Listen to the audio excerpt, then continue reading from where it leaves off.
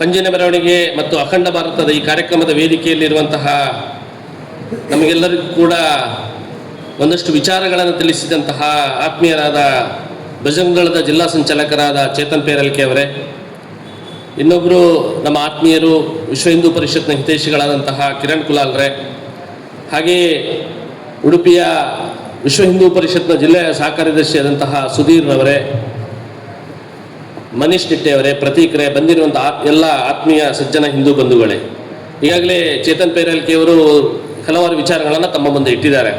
ಅಖಂಡ ಭಾರತ ಸಂಕಲ್ಪ ದಿನ ಮತ್ತು ಪಂಜಿನ ಮೆರವಣಿಗೆಯ ಬಗ್ಗೆ. ಅಖಂಡ ಭಾರತ ಸಂಕಲ್ಪ ದಿನವನ್ನು ಪ್ರತಿ ವರ್ಷ ಬಜರಂಗ ದಳದ ರಾಷ್ಟ್ರೀಯ ಉತ್ಸವಗಳಾಗಿ ಒಂದಾಗಿ ಆಚರಣೆಯನ್ನು ಮಾಡ್ತಾನೆ ಬಂದಿದ್ದೇವೆ. ಸುಮಾರು 32 ವರ್ಷಗಳಿಂದ ನಿರಂತರವಾಗಿ ಆಗಸ್ಟ್ 14ನೇ ತಾರೀಕಿನಂದು ಇಡೀ ದೇಶದಲ್ಲಿ, ಅದು ಕಾಶ್ಮೀರದಿಂದ ಹಿಡಿದು ಕನ್ಯಾಕುಮಾರಿಯವರೆಗೆ ನಿರಂತರವಾಗಿ ಎಲ್ಲ ಈ ರೀತಿಯ ಸಣ್ಣ ಸಣ್ಣ ಕೇಂದ್ರಗಳಲ್ಲಿ, ನಗರ ಇರ್ಬೋದು, ವಲಯಗಳಿರ್ಬೋದು, ಪ್ರಖಂಡ ಇರ್ಬೋದು, ಜಿಲ್ಲೆ ಇರ್ಬೋದು, ಈ ರೀತಿಯಾಗಿ ಎಲ್ಲ ಕಡೆಗಳಲ್ಲಿ ಈ ಅಖಂಡ ಭಾರತ ಸಂಕಲ್ಪ ದಿನಾಚರಣೆಯನ್ನು ಮಾಡ್ತಾ ಬಂದಿದ್ದೇವೆ. ಯಾಕೆ ಈ ರೀತಿಯಾಗಿ ಅಖಂಡ ಭಾರತ ಸಂಕಲ್ಪ ದಿನಾಚರಣೆ ಅಂತ ಹೇಳಿದರೆ, ನಾವೊಂದು ಸಂಕಲ್ಪವನ್ನು ಮಾಡ್ತೇವೆ, ಭಾರತ ಹೀಗೆ ಇತ್ತು, ಮತ್ತೆ ಅದನ್ನು ಹಿಂದೆ ಹೇಗಿತ್ತು ಅದನ್ನು ಮತ್ತೆ ಒಂದು ಮಾಡಿ, ಮತ್ತೆ ಅಖಂಡ ಭಾರತವನ್ನ ನಮ್ಮ ಕಣ್ಣೆದುರಿಗೆ ನಾವು ಮತ್ತೆ ನೋಡಬೇಕು ಎನ್ನುವಂತಹ ಸಂಕಲ್ಪವನ್ನು ಪ್ರತಿ ವರ್ಷ ಮಾಡ್ತಾ ಬಂದಿದ್ದೇವೆ. ನಾವು ಸುಮಾರು 500 ವರ್ಷಗಳ ಹಿಂದೆ ಒಂದು ಸಂಕಲ್ಪವನ್ನು ಮಾಡಿದ್ದೇವೆ, ಅಯೋಧ್ಯೆಯಲ್ಲಿ ರಾಮ ಮಂದಿರ ಆಗಬೇಕೆನ್ನುವುದನ್ನು. ನಿರಂತರವಾಗಿ ಹೋರಾಟಗಳನ್ನು ಮಾಡ್ತಾ ಬಂತು ಹಿಂದೂ ಸಮಾಜ. ಮಾಡ್ತಾ ನಮ್ಮ ಸಂಕಲ್ಪ ನಮ್ಮ ಕಣ್ಣೆದುರಿಗೆ ನಡೆದು ಹೋಯಿತು. 500 ವರ್ಷಗಳ 5 ತಲೆಮಾರುಗಳು ಅಥವಾ 7-8 ತಲೆಮಾರುಗಳು ನಾವು ಕಳ್ಕೊಂಡಿದ್ದೇವೆ. ಲಕ್ಷಾಂತರ ಹಿಂದೂ ಸಮಾಜ ಬಲಿದಾನ ಮಾಡಿದೆ. ಆದರೂ ಕೂಡ ನಮ್ಮ ಈ ಕಾಲಘಟ್ಟದಲ್ಲಿಯೂ ಕೂಡ ನಮಗೆ ಕೂಡ ಒಂದು ಸಂಶಯಗಳಿತ್ತು, ಏನೋ ಆಗಬಹುದಾ, ಅಯೋಧ್ಯೆಯಲ್ಲಿ ರಾಮ ಮಂದಿರ ಆಗಬಹುದಾ. ಆದರೆ ನಮ್ಮ ಸಂಕಲ್ಪ 1964 ನಂತರ 80ರ ನಂತರ ಯಾವಾಗ ವಿಶ್ವ ಹಿಂದೂ ಪರಿಷತ್ನ ನೇತೃತ್ವದಲ್ಲಿ ಹೋರಾಟಗಳು ಆರಂಭ ಆಯಿತು, ಅನಂತರ ನಿರಂತರ ಹೋರಾಟಗಳಾಗಿ ನಾವು ನಮ್ಮ ಕಣ್ಣೆದುರಿಗೆ ರಾಮಲಾಲನ ಪ್ರತಿಷ್ಠೆಯನ್ನು ನೋಡಿದ್ದೇವೆ. ಸ್ವಾಭಿಮಾನದ ಪ್ರತೀಕ, ದೇಶದ ಹಿಂದೂ ಸಮಾಜದ ಸ್ವಾಭಿಮಾನದ ಪ್ರತೀಕವನ್ನು ನಾವು ಮತ್ತೆ ಪುನಃಸ್ಥಾಪಿಸುವಂಥ ಕೆಲಸವನ್ನು ಮಾಡಿದ್ದೇವೆ. ಅದೇ ರೀತಿಯಾಗಿ ಮತ್ತೆ ಭಾರತ ತ್ರಿಖಂಡ ಆಗಿದೆ. ಅದರ ಹಿಂದೆ ಇರುವಂತಹ ನೂರಾರು ನೋವಿನ ಕಥೆಗಳು, ಅದರ ಹಿಂದೆ ಇರುವಂತಹ ಬಲಿದಾನಗಳು ಮತ್ತೆ ಸ್ಮರಿಸಿಕೊಳ್ಬೇಕು, ಮತ್ತೆ ನಮ್ಮ ಸಮಾಜಕ್ಕೆ ಗೊತ್ತಾಗಬೇಕು. ಆಗಸ್ಟ್ 15ನೇ ತಾರೀಕಿನಂದು ನಮ್ಮ ತ್ರಿವರ್ಣ ಧ್ವಜವನ್ನು ಹಾರಿಸ್ತಾ, ಸಿಹಿಯನ್ನು ಹಂಚ್ತಾ, ಸಿಹಿಯನ್ನು ತಿಂತ ನಮ್ಮ ಮಕ್ಕಳು ನಮಗೆ ಭಾರಿ ದೊಡ್ಡದಾಗಿ ಸ್ವಾತಂತ್ರ್ಯ ಬಂತು ನಾವು ಹೇಳ್ಕೊಂಡು ಬಂದಿದ್ದೇವೆ. ಸಂವಿಧಾನಬದ್ಧವಾಗಿ ನಮಗೆ ಸ್ವಾತಂತ್ರ್ಯ ಬಂದಿದೆ, ಅದರಲ್ಲಿ 2 ಪ್ರಶ್ನೆ ಇಲ್ಲ. ನಾವು ಸ್ವತಂತ್ರ ದೇಶದಲ್ಲಿ ಬದುಕ್ತಾ ಇದ್ದೇವೆ ಎನ್ನುವುದನ್ನು.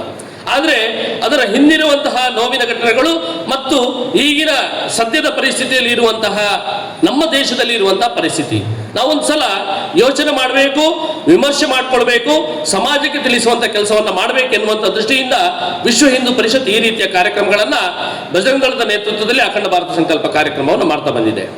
ನಮಗೆ ಗೊತ್ತಿದೆ, 1947 ಆಗಸ್ಟ್ 15ಕ್ಕೆ ಸ್ವಾತಂತ್ರ್ಯ ಸಿಕ್ತು. ಆದರೆ ಸುಮಾರು 350 ವರ್ಷಗಳ ನಿರಂತರವಾಗಿ ಬ್ರಿಟಿಷರು ನಮ್ಮನ್ನು ಆಳಿದ್ರು. ಅದರ ಹಿಂದೆ ಸುಮಾರು 1000 ವರ್ಷಗಳ ಕಾಲ ಮೊಘಲರು ಆಳಿದ್ರು, 350 ವರ್ಷಗಳ ಬ್ರಿಟಿಷರು ಆಳಿದ್ರು. ನಮ್ಮ ದೇಶವನ್ನ ಯಾವ ರೀತಿಯಾಗಿ ದಾಸ್ಯದ ಸಂಕೋಲೆಯಲ್ಲಿ ಇತ್ತು ಎನ್ನುವುದನ್ನು ನಮಗೆಲ್ಲ ಗೊತ್ತಿರುವಂತಹ, ನಾವು ಈ ಭಾಷಣಗಳಲ್ಲಿ ನಾವೆಲ್ಲರೂ ಕೂತಿರುವಂಥವ್ರು ಕೇಳಿದ್ದೇವೆ. ಯಾವ ರೀತಿಯಾಗಿ ನಮ್ಮ ಮಠ ಮಂದಿರಗಳ ಮೇಲೆ ದಾಳಿ ಆಯಿತು, ಆ ಮಠ ಮಂದಿರಗಳು ಹೇಗೆ ಧ್ವಂಸ ಆದವು, ನಮ್ಮ ಅಕ್ಕ ತಂಗಿಯರ ಮೇಲೆ ಯಾವ ರೀತಿಯಾಗಿ ದಾಳಿಗಳಾಯಿತು, ಈ ರೀತಿಯಾಗಿ ಒಂದಷ್ಟು ವಿಚಾರಗಳನ್ನು ನಾವು ತಿಳ್ಕೊಂಡಿದ್ದೇವೆ. ಆದರೆ ಭಾರತ ಮಾತೆ ಎಂದು ಬಂಜೆ ಆಗಲಿಲ್ಲ. ಯಾಕೆಂತ ಕೇಳಿದರೆ, ಭಾರತ ಮಾತೆ ಈ ನೆಲದಲ್ಲಿ ಆಗಾಗ ವೀರಪುರುಷರು ಹುಟ್ಟು ಬರ್ತಾರೆ. ಯಾವಾಗ ನಾವು ಅಧಪತನಕ್ಕೆ ಇಳಿತೇವೆ, ನಾವು ಮುಗೀತು ಅಂತ ಹೇಳಿದಾಗ ಮತ್ತೆ ಒಬ್ಬೊಬ್ಬ ವೀರಪುರುಷರು ಹುಟ್ಟು ಬಂದರು ಈ ದೇಶವನ್ನು ರಕ್ಷಣೆ ಮಾಡುವಂತಹ ಮತ್ತು ಹಿಂದೂ ಧರ್ಮವನ್ನು ರಕ್ಷಣೆ ಮಾಡುವಂಥ ಕೆಲಸ ನಿರಂತರವಾಗಿ ಆಯಿತು. ಮತ್ತೆ ಈ ಭಗವಧ್ವಜನ ಎತ್ತಿ ಹಿಡಿಯುವಂಥ ಕೆಲಸಗಳಾದವು. ಬ್ರಿಟಿಷರ ಹೋರಾಟದ ನಂತರ ಬ್ರಿಟಿಷರು ಯಾವಾಗ ನಮ್ಮ ದೇಶದ ಮೇಲೆ ದಾಳಿ ಮಾಡಿದ್ರು, ಆ ಸಮಯದಲ್ಲಿ ಲಕ್ಷಾಂತರ ಜನ ಬಲಿದಾನವನ್ನು ಮಾಡಿದರು. ಶಾಂತಿ ಹೆಸರಿನಲ್ಲಿ ನಮಗೆ ಸ್ವಾತಂತ್ರ್ಯ ಸಿಕ್ಕಲಿಲ್ಲ. ನಿರಂತರವಾಗಿ ಕ್ರಾಂತಿ, ಅದು ಚಂದ್ರಶೇಖರ್ ಆಜಾದ್ ಇರ್ಬೋದು, ಭಗತ್ ಸಿಂಗ್ ಇರ್ಬೋದು, ವೀರ ಸಾವರ್ಕರ್ ಇರ್ಬೋದು, ಮದನ್ಲಾಲ್ ಧಿಂಗ್ರಾ ಇರ್ಬೋದು, ಈ ರೀತಿಯಾಗಿ ಸಾವಿರಾರು ಹೆಸರುಗಳು ನಮ್ಮ ಕಣ್ಣ ಮುಂದೆ ಬರ್ತೇವೆ. 21-22 ವರ್ಷದಲ್ಲಿ ಕೇವಲ ತಾಯಿ ಭಾರತಿಗೋಸ್ಕರ ಪ್ರಾಣವನ್ನೇ ಅರ್ಪಿಸಿದಂತಹ ಬಲಿದಾನಿಗಳ ಪಟ್ಟಿಯೇ ನಮ್ಮ ಕಣ್ಣೆದುರು ಬರುತ್ತೆ. ನಾವು ಇವತ್ತು ಯಾವ ರೀತಿಯಾಗಿ ಸ್ವತಂತ್ರ ದೇಶದಲ್ಲಿ ಭಾರಿ ಚೆನ್ನಾಗಿ ಬದುಕ್ತಾ ಇದ್ದೇವೆ ಅಂತ ಹೇಳ್ತೀವಲ್ಲ, ಭಾರತಕ್ಕೆ ಸ್ವತಂತ್ರ ಸಿಗಬೇಕಾದ್ರೆ ಆ ಬಲಿದಾನಿಗಳು, ಆ ಹೋರಾಟಗಾರರು ಯಾವ ರೀತಿಯಾಗಿ ಹೋರಾಟ ಮಾಡಿದ್ದಾರೆ ಅದೆಲ್ಲವನ್ನು ಕೂಡ ನಾವೆಲ್ಲ ಚೆನ್ನಾಗಿ ಅರಿತುಕೊಂಡಿದ್ದೇವೆ. ಆನಂತರ 47ಕ್ಕೆ ಸ್ವಾತಂತ್ರ್ಯ ಬಂತು. ಸ್ವಾತಂತ್ರ್ಯ ನಮ್ಗೆ ಗೊತ್ತಿದೆ, ಚೇತನ್ ಪೇರಾಲ್ಕರ್ ಹೇಳಿದ್ರು, ಭಾರತ ಎನ್ನುವಂಥದ್ದು ಹಿಂದೂಗಳಿರುವಂಥ ಒಂದು ದೇಶ, ಇದು ಭಾರತದಲ್ಲಿ ಮಾತ್ರ ಸಾಧ್ಯ. ಆದರೆ ಕೇವಲ ಅಧಿಕಾರದ ಆಸೆ, ತುಷ್ಟೀಕರಣದ ನೀತಿ ಈ ದೇಶವನ್ನ ಜಾತ್ಯತೀತ ರಾಷ್ಟ್ರ ಅಂತ ಹೇಳಿದರು. ಈ ದೇಶದ ಗೀತೆ ಇಡೀ ಸ್ವಾತಂತ್ರ್ಯಕ್ಕೋಸ್ಕರ ಹೋರಾಟದಲ್ಲಿ ಧುಮುಕಿಕ್ಕೆ ಪ್ರೇರಣೆ ಕೊಟ್ಟಂತಹ ಗೀತೆ ಯಾವುದಂತ ಕೇಳಿದ್ರು ಒಂದೇ ಮಾತರಂ. ಅದರಲ್ಲಿ ಎರಡು ಪ್ರಶ್ನೆ ಇಲ್ಲ. ಒಂದೇ ಮಾತರಂ ಹಾಡುವುದಿಲ್ಲ ಎನ್ನುವಂಥದ್ದು ಒಂದಷ್ಟು ವಿಚಾರಗಳು ಬಂದವು. ಒಂದೇ ಮಾತರಂ ನಮ್ಮ ಗೀತೆ ತುಂಡಾಯಿತು. ಆ ನಂತರ ನಮಗೆ ಗೊತ್ತಿದೆ, ಬಹುಸಂಖ್ಯಾತ ಹಿಂದೂ ಸಮಾಜ, ನಾವೆಲ್ಲರೂ ಕೂಡ ಹಿಂದೂಗಳು, ನಾವು ಇದು ಹಿಂದೂ ರಾಷ್ಟ್ರ, ಈ ದೇಶದಲ್ಲಿ ಹಾಡಬೇಕಿರುವಂಥದ್ದು ಅದು ಕೇಸರಿ ಧ್ವಜ, ಭಗವದ್ ಧ್ವಜ. ಅದು ಮತ್ತೆ ಇಲ್ಲಿ ಜಾತ್ಯತೀತ, ಇಲ್ಲಿ ಮುಸಲ್ಮಾನರು, ಕ್ರೈಸ್ತರು, ಹಿಂದೂಗಳು ಎಲ್ಲರೂ ಕೂಡ ಒಟ್ಟಾಗಿ ಇರಬೇಕೆನ್ನುವಂಥದ್ದನ್ನ ಹೇಳ್ತಾ ಈ ಧ್ವಜ ತುಂಡಾಯಿತು. ನಮ್ಮದು ನಮ್ಮ ಭಜನೆ ತುಂಡಾಯಿತು, ಕೊನೆಗೆ ನಮ್ಮ ದೇಶನೇ ತುಂಡಾಯಿತು. ಅಲ್ಲಿ ಪಾಕಿಸ್ತಾನ, ಮುಸಲ್ಮಾನ್ಗೋಸ್ಕರ ಪಾಕಿಸ್ತಾನ, ಹಿಂದೂಗಳಿಗೋಸ್ಕರ ಭಾರತ. ಯಾವ ರೀತಿಯಾಗಿ 1947 ಆಗಸ್ಟ್ 14 ರಾತ್ರಿ ಅಲ್ಲಿ ಮೊಹಮ್ಮದ್ ಅಲಿ ಜಿನ್ನಾ ನಗನಗುತ್ತಾ ಸ್ವಾತಂತ್ರ್ಯದ ಹಸಿರು ಧ್ವಜವನ್ನು ಹಾರಿಸ್ತಾ ಇಲ್ಲಿ ಕೇವಲ ಮುಸಲ್ಮಾನರು ಇರ್ಲಿಕ್ಕೆ ಮಾತ್ರ ಸಾಧ್ಯ ಅಂತ ಹೇಳಿದರು. ನಾವಿಲ್ಲಿ ಆಗಸ್ಟ್ 15 ತಾರೀಕಿಗೆ ತ್ರಿವರ್ಣ ಧ್ವಜವನ್ನು ಹಾರಿಸ್ತಾ ಇದು ಜಾತ್ಯತೀತ ರಾಷ್ಟ್ರ, ನೀವು ಎಲ್ಲಿ ಬೇಕಾದ್ರೂ ಮಸೀದಿಗಳನ್ನು ಕಟ್ಕೊಳ್ಳಿ, ಎಲ್ಲಿ ಬೇಕಾದ್ರೂ ಚರ್ಚ್ಗಳನ್ನು ಕಟ್ಕೊಳ್ಳಿ, ಹೇಗೆ ಬೇಕಾದ್ರೂ ಇರ್ಬೋದು, ಆದರೆ ಹಿಂದೂಗಳು ನಿಮಗೆ ಒಂದಷ್ಟು ಚೌಕಟ್ಟಿದೆ, ನೀವು ಈ ರೀತಿಯಾಗೇ ಇರಬೇಕು. ನಮ್ಮ ಬಂಧುಗಳ ಪರಿಸ್ಥಿತಿ ಏನಾಯಿತು? ಪಾಕಿಸ್ತಾನದಲ್ಲಿರುವಂತಹ ಹಿಂದೂಗಳನ್ನ ರೈಲಲ್ಲಿ ಪ್ಯಾಕ್ ಮಾಡಿ ಭಾರತಕ್ಕೆ ಕಳಿಸಿದ್ರು. ನಮಗೆ ಗೊತ್ತಾಗಬೇಕಲ್ಲ, 1000 ವರ್ಷದ ಇತಿಹಾಸದಲ್ಲಿ ಲಕ್ಷಾಂತರ ಜನರು ನಮ್ಮನ್ನ ನಾವು ಕಳ್ಕೊಂಡ್ವಿ. 80,000 ಒಂದೇ ದಿವಸದಲ್ಲಿ 80,000 ನಮ್ಮ ರಾಣಾ ಪ್ರತಾಪನಲ್ಲಿದ್ದಂತಹ ಯಾವ ಮಹಿಳೆಯರಿದ್ದಾರೆ, ಸೈನಿಕರ ಯಾವ ಪತ್ನಿಯಂದಿರಿದ್ದಾರೆ, ಒಂದೇ ದಿವಸ ಜೋಹರನ್ನ ಮಾಡ್ತಾರೆ 80,000. ಆದರೆ ಅದನ್ನೆಲ್ಲ ಕಥೆಯನ್ನು ಕೇಳಿದ್ದೀವಿ. ಆದರೆ 79 ವರ್ಷಗಳ ಹಿಂದೆ, ಇವತ್ತಿನ ಸ್ವಾತಂತ್ರ್ಯದ 47 ಆಗಸ್ಟ್ 14 ರಾತ್ರಿ ಲಕ್ಷಾಂತರ ಹಿಂದೂಗಳ ಮಾರಣ ಹೋಮ, ಲಕ್ಷಾಂತರ ಹಿಂದೂಗಳ ಮಾರಣ ಹೋಮ ಆಯಿತು. ನಾವೇನಾದ್ರೂ ನೆನಪಿಸ್ಕೊಂಡ್ವಾ? 15ನೇ ತಾರೀಕಿಗೆ ಸಿಹಿಯನ್ನು ತಿಂತ ತುಂಬ ಖುಷಿ ಆಗ್ತದೆ, ನಮಗೆ ಖುಷಿಯಾಗಿದೆ, ಅದರಲ್ಲಿ ಎರಡು ಪ್ರಶ್ನೆ ಇಲ್ಲ. ದಾಸ್ಯದ ಸಂಖ್ಯೆಯಿಂದ ಬಿಡುಗಡೆ ಹೊಂದಿದ್ದೇವೆ. ಆದರೆ ಮತ್ತೆ ದಾಸ್ಯದ ಸಂಕೋಲೆಯಲ್ಲಿ ನಾವೇನಾದ್ರೂ ನಳ್ತಾ ಇದ್ದೀವಿ ಅಂತ ನಮ್ಗೆ ಅನಿಸ್ತದೆ. ಈ ಜಾತ್ಯತೀತ ದೇಶದಲ್ಲಿ 60 ವರ್ಷ ಆ ಜಾತ್ಯತೀತರು ಎನ್ನುವುದನ್ನ ಹೇಳ್ಕೊಂಡು ನಾವು ಹಿಂದೂಗಳು ತಿಲಕವನ್ನು ಇಡ್ಲಿಕ್ಕೂ ನಾವು ಸ್ವಲ್ಪ ಹೆದರ್ಕೊಂಡ್ವಿ. ಯಾವಾಗ ರಾಮ ಮಂದಿರದ ಹೋರಾಟ ಆರಂಭ ಆಯಿತು, ಯಾವಾಗ ವಿಶ್ವ ಹಿಂದೂ ಪರಿಷತ್ತು ನಿರಂತರವಾಗಿ ಇಡೀ ದೇಶದಲ್ಲಿ ಒಂದು ರೀತಿಯಾದಂತಹ ಜೈ ಶ್ರೀರಾಮ್ ಎನ್ನುವಂತಹ ಘೋಷಣೆಯನ್ನು ಮೊಳಗಿಸಿತು, ಆವಾಗ ಹಿಂದೂಗೆ ಅನಿಸಿತು, ನಾನೊಬ್ಬ ಹಿಂದೂ, ನನಗೆ ಸ್ವಲ್ಪ ಸ್ವಾಭಿಮಾನ ಬೇಕು, ನಾನು ಈ ದೇಶಕ್ಕೋಸ್ಕರ ಹೋರಾಟ ಮಾಡಬೇಕು, ಈ ದೇಶವನ್ನು ಉಳಿಸುವಂಥ ಕೆಲಸವನ್ನು ಮಾಡಬೇಕು, ಧರ್ಮವನ್ನು ಉಳಿಸುವಂಥ ಕೆಲಸ ಮಾಡಬೇಕು ಎನ್ನುವಂಥ ದೃಷ್ಟಿಯಿಂದ ಒಂದಷ್ಟು ಸ್ವಾಭಿಮಾನವನ್ನು ಬೆಳೆಸಿದಂತಹ ಬಂಧುಗಳು ನಮ್ಮ ಜೊತೆ ಸೇರಿಕೊಂಡು ಇವತ್ತು ಎಲ್ಲ ಕಡೆಗಳಲ್ಲಿ ಈ ರೀತಿಯಾದಂತಹ ವಿಶ್ವ ಹಿಂದೂ ಪರಿಷತ್ತು, ಬಜರಂಗ ದಳ, ಹಿಂದೂ ಸಂಘಟನೆಗಳನ್ನ ಇಡೀ ದೇಶದಲ್ಲಿ ಒಪ್ಪಿಕೊಳ್ಳುವಂಥ ಪರಿಸ್ಥಿತಿ ಮತ್ತೆ ನಿರ್ಮಾಣ ಆಯಿತು. ಮತ್ತೆ ದೇಶ ಒಂದು ಭಾರಿ ಒಳ್ಳೆಯ ವಿಶ್ವಗುರುವಿನಂತ ದಾಪುಗಾಲು ಇಡ್ತಾ ಸಾಕ್ತಾ ಇದೆ. ಆದರೆ ಒಂದಷ್ಟು ಯೋಚನೆಗಳನ್ನು ಕೂಡ ನಾವು ಮಾಡಬೇಕಾಗಿದೆ. ಏನು ಯೋಚನೆಗಳಂತ ಹೇಳಿದರೆ, ಮೊನ್ನೆ ಚಾಮರಾಜನಗರದಲ್ಲಿರುವಂತಹ ಏನು ಈದ್ಗಾ ಮೈದಾನದಲ್ಲಿ 70 ವರ್ಷಗಳ ನಂತರ ನಾವು ತ್ರಿವರ್ಣ ಧ್ವಜ ಹಾರಿಸಬೇಕಾಯಿತು. ಯೋಚನೆ ಮಾಡಬೇಕಲ್ಲ, ನಮ್ಮನ್ನು ನಾವು ವಿಮರ್ಶೆ ಮಾಡ್ಕೊಳ್ಬೇಕಲ್ಲ. 70 ವರ್ಷ ನಾವು ನಮ್ಮ ದೇಶದಲ್ಲಿ ಸುಮಾರು 250-300 ಕಿಲೋಮೀಟರ್ ದೂರದಲ್ಲಿರುವಂತಹ ಚಾಮರಾಜನಗರದಲ್ಲಿ ನಾವು ಇಷ್ಟು ಹೊತ್ತು ಕಾಯಬೇಕಾಯಿತು ನಮ್ಮ ಕೇಸರಿ ಧ್ವಜವನ್ನು ಹಾರಿಸಲಿಕ್ಕೆ. ನಮಗೆ ಸ್ವಾತಂತ್ರ್ಯ ಬಂದಿದೆಯಾ? ಅಥವಾ ಯಾವ ರೀತಿಯ ಸ್ವಾತಂತ್ರ್ಯ ಬಂದಿದೆ ಅಂತ ನಾವು ನಮ್ಮನ್ನು ಪ್ರಶ್ನೆ ಮಾಡ್ಕೊಳ್ಬೇಕಾಗತ್ತೆ. ಅದಕ್ಕೋಸ್ಕರ ಈ ಅಖಂಡ ಭಾರತ ಸಂಕಲ್ಪ ದಿನ, ಅದಕ್ಕೋಸ್ಕರ ಮತ್ತೆ ವಿಚಾರವನ್ನು ತಿಳಿಸುವಂಥ ಕೆಲಸಗಳು. ನಾವು ಬಹುಸಂಖ್ಯಾತರು ಹಿಂದೂಗಳು, ನಮ್ಮ ಗಣಪತಿ, ನಮ್ಮ ಹಿಂದೂ ಧಾರ್ಮಿಕ ಮೆರವಣಿಗೆಗಳು ಅಥವಾ ನಮ್ಮ ಯಾವುದೋ ಕಾರ್ಯಕ್ರಮಗಳು ಆಗಬೇಕಾದ್ರೆ ನಮಗೆ ನಿರ್ಬಂಧಗಳು, ಅಥವಾ ನಾವು ಹೋಗುವಂಥ ಮೆರವಣಿಗೆಗಳ ಮೇಲೆ ಕಲ್ಲೆಸೆತಗಳು. ಎಲ್ಲಿ ಬಹುಸಂಖ್ಯಾತ ಹಿಂದೂ ಸಮಾಜ, ನಮಗಿರುವ ಭಾರತ, ಹಿಂದೂಗಳಿರೋದು ಒಂದು ದೇಶ ಭಾರತದಲ್ಲಿ, ನಾವು ಮತ್ತೆ ಕೇಳುವಂತಹ ಪ್ರಶ್ನೆ, ಮತ್ತೆ ಕೇಳಬೇಕು, ನಮ್ಮನ್ನು ಕೇಳುವಂಥದ್ದು, ನೀವು ಈ ರೀತಿಯಾಗಿ ಇರಬೇಕು, ಸ್ವಾಭಿಮಾನದಿಂದ ಬದುಕಲಿಕ್ಕಿಲ್ಲ. ನಮ್ಮ ಯಾವುದೋ ಧಾರ್ಮಿಕ ಭಾವನೆಗಳಿಗೆ ಒಂದಷ್ಟು ಜನ ಹೇಳ್ತಾರೆ, ನಮ್ಮ ಗೋಮಾತೆ ನಾವು ರಕ್ಷಣೆ ಮಾಡ್ಬೇಕೆನ್ನುವಂಥದ್ದನ್ನ. ನೀವು ಗೋಮಾತೆ ರಸ್ತೆಯಲ್ಲಿ ಬಿಡ್ತೀರಿ, ಅದು ಮಾಡ್ತೀರಿ, ಇದು ಮಾಡ್ತೀರಿ. ಹಿಂದೆ ನಮ್ಮ ರಾಜರ ಕಾಲದಲ್ಲಿ ಎಲ್ಲ ಕಡೆಗಳಲ್ಲಿ ಒಂದು ಕಲ್ಲಿನ ಕಂಬಗಳು ಇರ್ತಿತ್ತು. ಯಾಕೆಂತ ಕೇಳಿದ್ರೆ, ಯಾವಾಗ ತುರಿಸ್ಲಿಕ್ಕೆ ಆಗುತ್ತ ಆಗ ಗೋಮಾತೆಯಲ್ಲಿ ತುರಿಸ್ಲಿಕ್ಕೆ ಅಂತಾನೆ ಒಂದು ಕಲ್ಲಿತ್ತು, ನೀರು ಕುಡಿಲಿಕ್ಕೆ ಒಂದು ನೀರಿನ ತೊಟ್ಟಿಗಳಿದ್ದು. ಯಾಕೆಂತ ಕೇಳಿದ್ರೆ, ಇದು ಭಾರತ, ತಾಯಿ ಭಾರತಿಯಲ್ಲಿ ಹಿಂದೂಗಳಿಗೆ ಗೋಮಾತೆಯೇ ಶ್ರೇಷ್ಠ. ಗೋಮಾತೆ ಹೇಗೆ ಬೇಕಂದ್ರೆ ಇರ್ಬೋದು. ಅದೇ ಗೋಮಾತೆಯನ್ನು ರಕ್ಷಣೆ ಮಾಡಲಿಕ್ಕೆ ನಮಗೆ ಕಷ್ಟ ಇವತ್ತು. ಅದಕ್ಕೆ ಬೇಕಾದಂತ ಕಾನೂನುಗಳು ನಾವು ಸಂವಿಧಾನಕ್ಕೆ ಗೌರವವನ್ನು ಕೊಡ್ತೀವಿ, ಎಲ್ಲದಕ್ಕೂ ಗೌರವವನ್ನು ಕೊಡ್ತೀವಿ. ಆದರೆ ಸಂವಿಧಾನ ಎನ್ನುವಂತ ಬಂದಿರೋ ಸ್ವಾತಂತ್ರ್ಯ ನಂತರ ಆ ಸಂವಿಧಾನಕ್ಕೆ ಗೌರವವನ್ನು ಕೊಡುವಂತ ಕೆಲಸ ನಮ್ಮಿಂದ ಆಗ್ತಾ ಇದೆ. ಆದರೆ ನಾವು ಸಾವಿರಾರು ಇತಿಹಾಸ ಇರುವಂತಹ, ಲಕ್ಷಾಂತರ ವರ್ಷ ಇತಿಹಾಸ ಇರುವಂತಹ ನಮ್ಮ ಧಾರ್ಮಿಕ ಭಾವನೆಗಳು, ನಮ್ಮ ಧಾರ್ಮಿಕ ಏನು ಕ್ಷೇತ್ರಗಳು, ನಮ್ಮ ಸಂಸ್ಕಾರ, ನಮ್ಮ ಸಂಸ್ಕೃತಿ ಸ್ವಾಭಿಮಾನದಿಂದ ಉಳಿಸ್ಕೊಳ್ಬೇಕಲ್ಲ. ಮತ್ತೆ ಅದರಿಂದ ಸ್ವಾಭಿಮಾನದಿಂದ ನಾವು ಆಚರಣೆ ಮಾಡಬೇಕಲ್ಲ. ಅದಕ್ಕೆ ಯಾವುದೋ ಚೌಕಟ್ಟು ಬೇಕಾ ನಮಗೆ? ನಾವು ಅದನ್ನೆಲ್ಲವನ್ನ ಪ್ರಶ್ನೆ ಮಾಡುವಂಥದ್ದು. ಇವತ್ತೇನಾದ್ರೂ ಸ್ವಾತಂತ್ರ್ಯ ದೇಶದಲ್ಲಿ ನಾವಿದೆಯಾ ಅಂತ ನಮಗೆ ತುಂಬಾ ನಾಚಿಕೆ ಅಂತ ಅನಿಸ್ಬೇಕು. ಯಾಕಂತ ಕೇಳಿದ್ರೆ, ನಿನ್ನೆ ನಮ್ಮ ಮಂಗಳೂರು ವಿಭಾಗದ ಸಂಚಾಲಕ ಪುನೀತ್ ದತ್ತ ಅವರ ಇಲ್ಲಿಗೆ ಶಿರುವಕ್ಕೆ ಅಖಂಡ ಭಾರತದ ವಿಷಯವಾಗಿ ಮಾತಾಡಲಿಕ್ಕೆ ಬರ್ತಾರಂತಾಯ್ತು. ಬರ್ಬೇಕು, ಅದರಲ್ಲಿ ಎರಡು ಪ್ರಶ್ನೆ ಇಲ್ಲ. ಈ ದೇಶದ ಸಮಗ್ರತೆ, ಈ ದೇಶವನ್ನ ಉಳಿಸುವಂತ ಕೆಲಸ ಮತ್ತು ಅಖಂಡ ಭಾರತದ ವಿಚಾರವನ್ನ, ಸಂಕಲ್ಪದ ವಿಚಾರವನ್ನ ಸಮಾಜಕ್ಕೆ ತಿಳಿಸುವಂತ ಕೆಲಸವನ್ನು ಹೇಳುವುದು ಬಿಟ್ರೆ ಅಲ್ಲಿ ಏನಾದ್ರು ಉದ್ರೇಕ ಭಾಷಣ ಇದೆಯಾ? ಅಥವಾ ಬೇರೆ ಏನಾದ್ರೂ ನಾವು ನಡೆದಂತಹ ವಿಚಾರಗಳನ್ನು ಹೇಳುವುದು ಬಿಟ್ರೆ ಅಲ್ಲಿ ಬೇರೆ ಏನಾದ್ರೂ ನಾವೇನಾದ್ರೂ ಹೇಳ್ತೀವಾ? ಇಲ್ಲೂ ಇಲ್ಲ. ಅಂಥದ್ರಲ್ಲಿ ಇಲ್ಲಿ ಯಾವುದೋ ಉದ್ರೇಕ ಆಗುತ್ತೆ, ಕೋಮುಗಲಭೆಗಳಿಗೆ ಕಾರಣ ಆಗ್ತೀರಿ ಅಂತ ಹೇಳ್ತಾ ನಮ್ಮ ಪುನೀತ್ ದತ್ತ ಅವರನ್ನ ನಿರ್ಬಂಧ ಹೇಳ್ತಾರೆ. ಇವತ್ತು ಯಾವ ರೀತಿಯ ಸ್ವಾತಂತ್ರ್ಯ? ಜಿಲ್ಲಾಡಳಿತಕ್ಕೆ ನಾವು ಧಿಕ್ಕಾರ ಹಾಕಬೇಕು.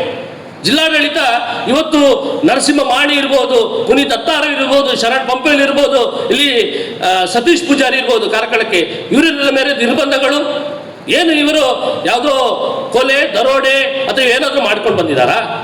ದೇಶಕ್ಕೋಸ್ಕರ, ಧರ್ಮಕ್ಕೋಸ್ಕರ ನಿರಂತರವಾಗಿ 24x7 ಕೆಲಸ ಮಾಡುವಂಥವ್ರು, ನಿರಂತರವಾಗಿ ಕೆಲಸ ಮಾಡುವಂಥವ್ರು, ಸಮಾಜಕ್ಕೋಸ್ಕರ ಕೆಲಸ ಮಾಡುವಂತಹ ವ್ಯಕ್ತಿಗಳನ್ನ ನೀವು ಅಲ್ಲಿ ಹೋಗಬಾರ್ದು, ಇಲ್ಲಿ ಹೋಗಬಾರ್ದು ನಿರ್ಬಂಧ ಹೇಳ್ತೀರಿ.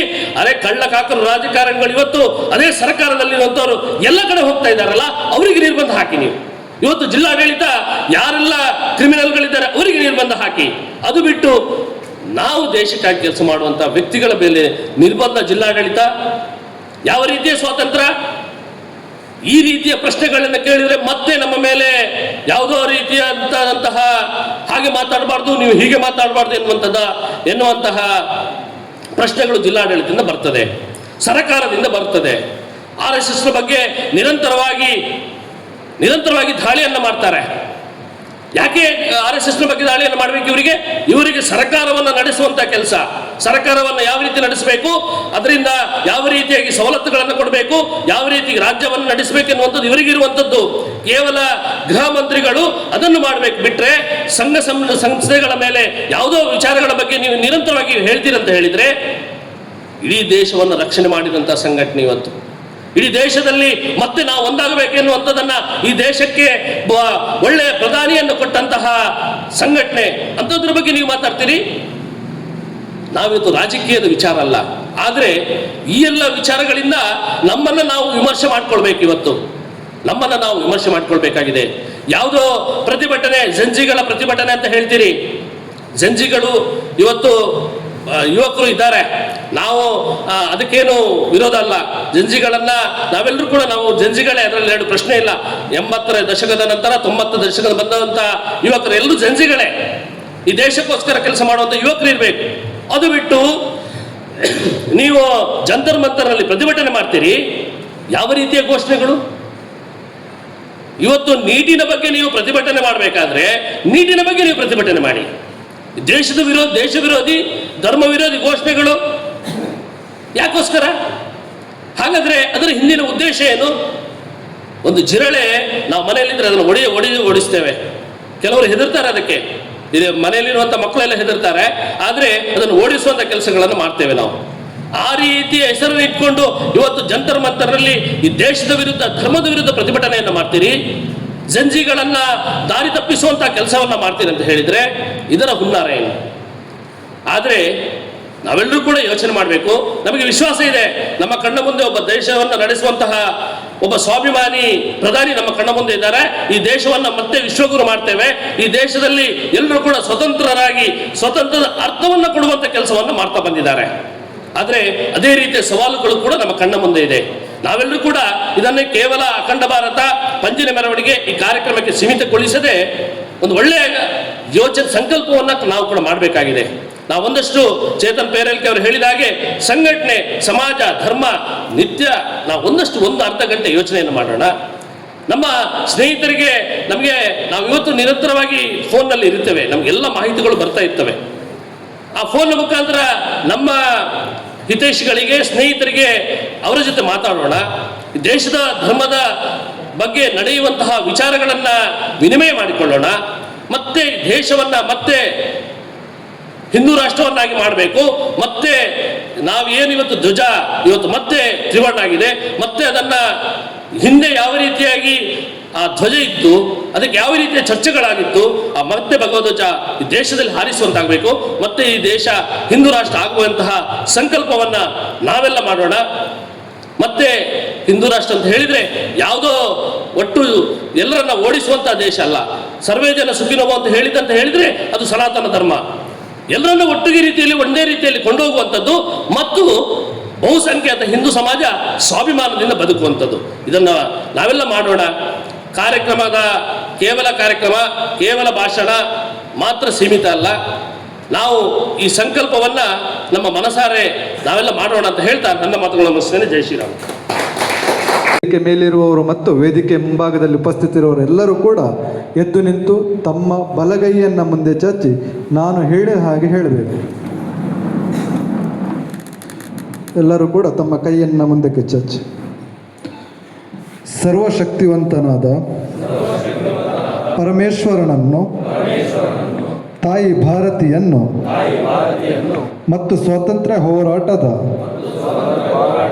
ಯಜ್ಞವೇದಿಯಲ್ಲಿ ಹುತಾತ್ಮರಾದ ವೀರ ಯೋಧರನ್ನು ಸ್ಮರಿಸಿ ನಾನು ಪ್ರತಿಜ್ಞೆ ಮಾಡುವುದೇನೆಂದರೆ ಯಾವ ಅಖಂಡ ಭಾರತದ ಸ್ವಾತಂತ್ರ್ಯದ ಗುರಿಯನ್ನು ಇಟ್ಟುಕೊಂಡು ದೇಶಭಕ್ತರ ಬಲಿದಾನವಾಯಿತು, ಅದೇ ಅಖಂಡ ಭಾರತದ ನಿರ್ಮಾಣಕ್ಕಾಗಿ ನಾನು ಕಟಿಬದ್ಧನಾಗಿರುತ್ತೇನೆ. ಅಖಂಡ ಭಾರತದ ನಿರ್ಮಾಣವೇ ನನ್ನ ಜೀವನದ ಪರಮ ಗುರಿ. ಅದಕ್ಕಾಗಿ ನಾನು ಯಾವುದೇ ರೀತಿಯ ತ್ಯಾಗ ಬಲಿದಾನಗಳಿಗೂ ಸಿದ್ಧ. ಭಾರತ್ ಮಾತಾ ಕಿ ಜೈ.